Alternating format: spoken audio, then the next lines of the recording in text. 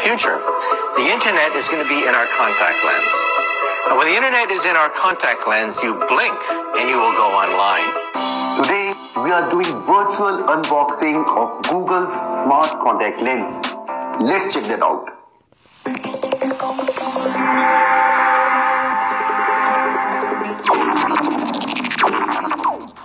Google's Smart Contact Lens is not a moonshot, but a sunshot project from Google. I think you will agree with me by the end of this video. Google has been filing a lot of patent applications for various aspects of these lenses. And we at Patent Yogi have been tracking all these patents. Recently, Google filed 9 patent applications for Google Lens in just 1 week. This basically means that Google is working really hard on this product. So we should hear some major updates on this product from Google in the Google I/O. In various patent applications, Google has disclosed how these lenses are fabricated, how they work, how they communicate with your smartphone, how they can be charged, how they can be trained for a new user, how they help you to measure and monitor various physiological parameters and also alleviate certain health conditions. So we decided to do the virtual unboxing of the product now as we have the sufficient details. The box will include a contact lens case, product literature, some lens solution, and probably a USB drive with some product information.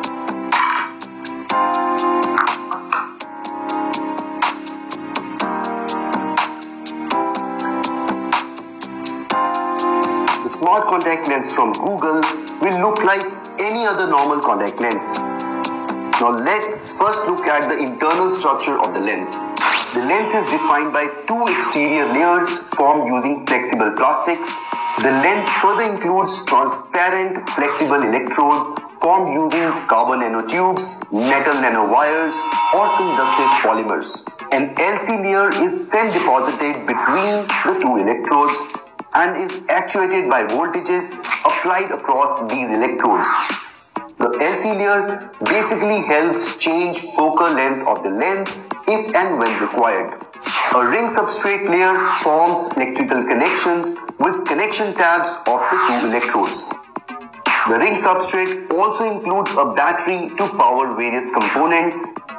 The ring substrate further includes a controller circuit to control various electronic components such as sensors, electrodes, and the battery. The contact lens is so close to the retina that the electronic components do not hinder vision. Further, all electronic components can be made using transparent materials.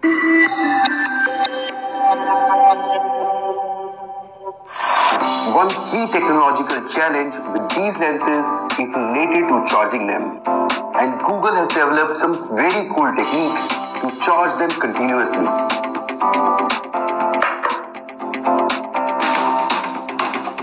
Photodiodes are disposed over the outer surface of the contact lens. These photodiodes can harvest optical signals emitted from a smartphone and generate power from the harvested optical signals. The user may also look at other light sources like a tube light. Similarly, radio frequency harvesting can also be used to charge the lens.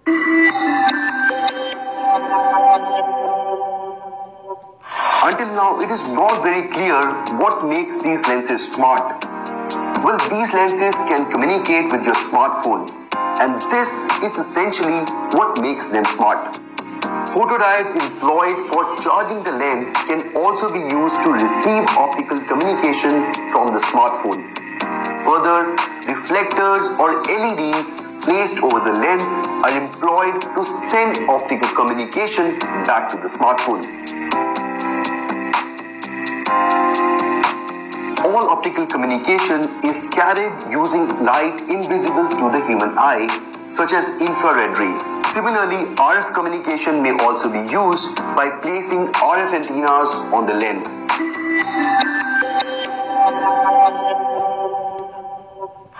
Google has disclosed many health-related applications for these lenses. The lens carry various types of sensors to measure concentration of certain chemicals in the tears on the eye. This information is then conveyed via optical communication to the smartphone. A smartphone app from Google, let's say My Lens app, receives this information and displays it in a user-readable format. User may click on Health tab to monitor various physiological parameters. For example, users can check their glucose levels. This will help people suffering from diabetes to monitor sugar levels without pricking themselves. The lens can also monitor temperature of the body, urea level, and blood alcohol content. So it might help combat drunk driving. The user may click on the pollution tab on the app to monitor pollutants in the vicinity. The app shows the levels of various pollutants like grass or tree pollen. Dust mite excretion might help combat drunk driving. The user may click on the pollution tab on the app to monitor pollutants in the vicinity. The app shows the levels of various pollutants like grass or tree pollen, dust mite excretions, and other chemical and microbiological hazards. This can help in preventing the spread of infectious diseases or even alert the user to seek urgent medical attention before the condition worsens. With increasing pollution in cities across the world, this application could be very useful. While shopping, the user may click on the barcode reader tab on the app. This feature will help people read the barcodes on various products. The user may also click on the authentication tab to authenticate payments, similar to biometric transactions. So instead of a fingerprint, it can scan the eye topography and verify transactions in a blink. So these lenses can be used to track and monitor various health parameters. But can it be used to alleviate certain health conditions?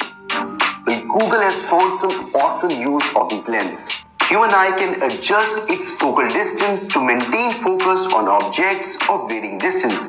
This is accomplished by controlled contractions of the ciliary muscle. But as an individual ages, the effectiveness of the ciliary muscle degrades. Presbyopia is a progressive, age-related loss of focusing strength of the eye, which results in increased blur at near distances. Presbyopia affects nearly 1.7 billion people worldwide today. Google's smart contact lenses can help restore the autofocus capability of the eye. When a user suffering from presbyopia starts using these lenses for the first time, the lenses undergo a training session to adjust to the specific features of the user's eye. The My Lens app displays a user interface that prompts the user to perform certain viewing actions, such as look up, look down, look left, and look right. The user is then prompted to look at objects at different distances from the user. For example, a book at a distance D1, a computer at a distance D2, a door at a distance D3, and a view of a horizon distance D4 from the user.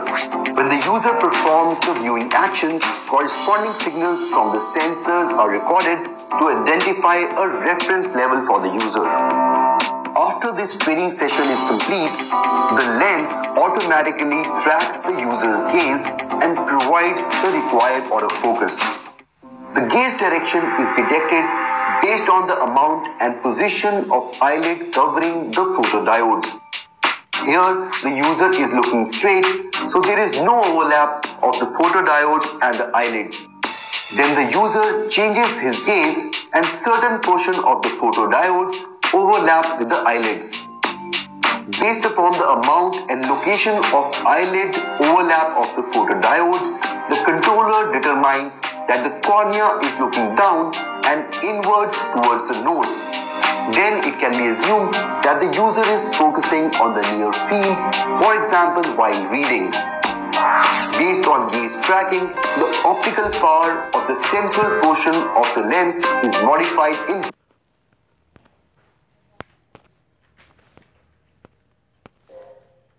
real time. The optical power is varied by manipulating the shape of the lens.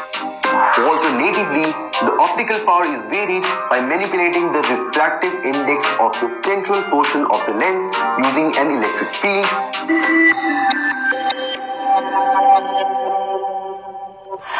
So far, we have not seen any patent application from Google on a display within the contact lens. But we expect that Google will include some sort of display within the lens itself. Researchers at University of Washington have already developed lens display with up to 8 pixel resolution.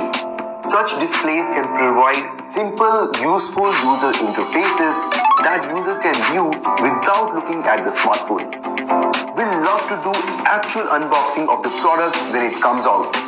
In the comments below, please let us know how many of you will like to try this product whenever it is available in the market. Until next time, keep innovating and keep patenting.